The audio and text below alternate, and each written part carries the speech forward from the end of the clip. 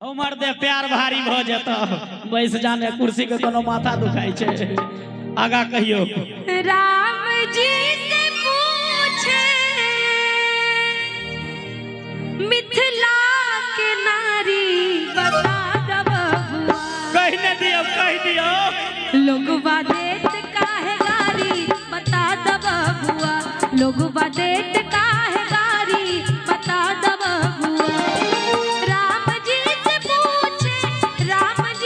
पूछे जनकपुर के नारी बता दब बुआ लोगवा देत काहे गारी बता दब बुआ लोगवा देत काहे गारी बता दब बुआ।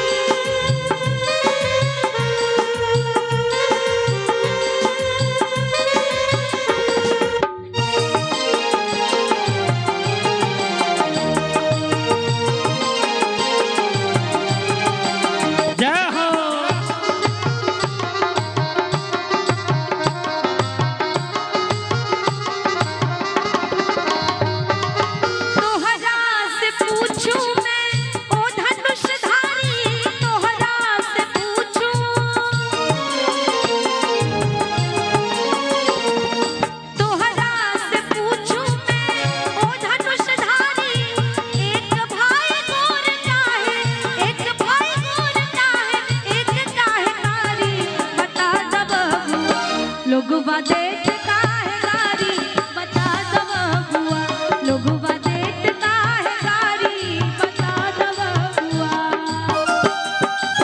भयो तने 1 मिनट हमर भैया सब तो 500 1000 2000 दिलखिन है, लेकिन बउआ के नाना जी 200 रुपया दिलखिन है। राम प्रकाश सिंह जी एकहरी निवासी कनी खाता खोललखिन 200 से। एक बेर जोरदार ताली होबा के नाना के कहबे बउआ के नाना के की कहबे छथिन कतौ हेतै नुकायल काट में।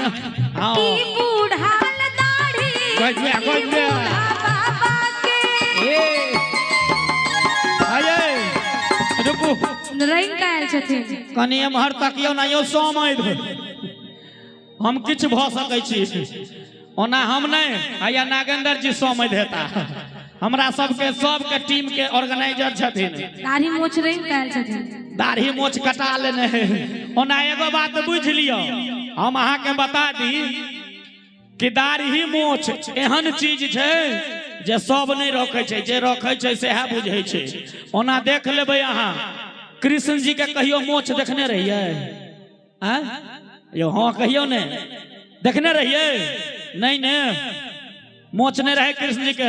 रामो भगवान के मोछ नहीं रहे, इंद्रो भगवान के मोछ नहीं रहे, मोछ रखने रहे रावण गल्ला टाई टाई फीस। मोछ रखने रहे कंस मारल के भेगना फाइट सीधे सीधा स्वर्ग लोक। ओना आई काल के कलयुगा मोछ दाढ़ी शान छे। एक बेर जोरदार ताली होबा चाहिए। आगा कहियो मोछ के बात छे ने।